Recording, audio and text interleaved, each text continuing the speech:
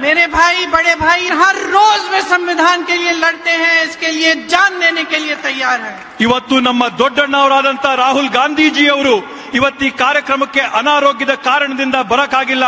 ಆದ್ರೆ ತಾವೆಲ್ಲ ತಿಳ್ಕೊಳ್ಳಿ, ತಮಗೋಸ್ಕರ, ಈ ಸಂವಿಧಾನಕ್ಕೋಸ್ಕರ, ಈ ದೇಶಕ್ಕೋಸ್ಕರ ರಾಹುಲ್ ಗಾಂಧೀಜಿ ಅವರು ಪ್ರತಿ ದಿನ ಪ್ರತಿ ಕ್ಷಣ ಹೋರಾಟ ಮಾಡ್ತಾ ಇದ್ದಾರೆ ಅಂತೇಳಿ. और इसीलिए ये सरकार राहुल गांधी से डरती है.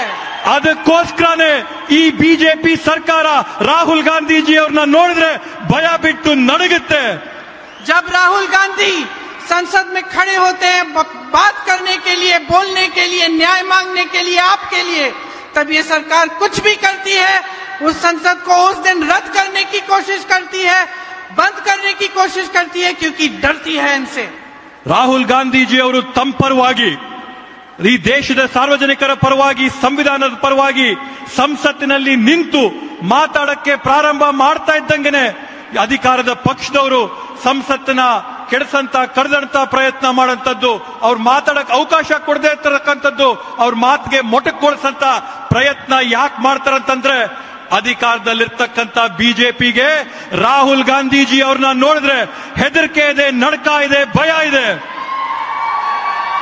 और ये सरकार उनको देखकर कांपती इसलिए है क्योंकि वो सच्चाई की लड़ाई लड़ रहे हैं. ಇವತ್ತು ಈ ಸರ್ಕಾರ ರಾಹುಲ್ ಗಾಂಧೀಜಿ ಅವ್ರನ್ನ ನೋಡಿದ್ರೆ ಯಾಕೆ ನಡಗುತ್ತೆ ಅಂತ ಹೇಳಿದ್ರೆ ರಾಹುಲ್ ಗಾಂಧೀಜಿ ಅವರು ಹೋರಾಟ ಮಾಡ್ತಾ ಇರ್ತಕ್ಕಂಥದ್ದು ಸತ್ಯದ ಪರವಾಗಿ.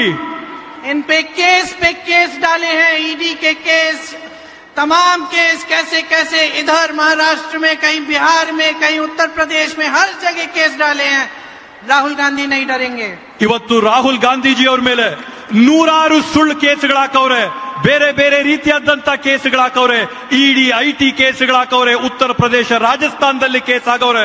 ಆದ್ರೆ ಎಷ್ಟೇ ನೂರಾರು ಕೇಸ್ ಆಗ್ಲಿ, ರಾಹುಲ್ ಗಾಂಧೀಜಿ ಅವರು ಆ ಯಾವ ಕೇಸ್ಗಳಿಗೂ ಹೆದರಂತ ಗಂಡಲ್ಲ.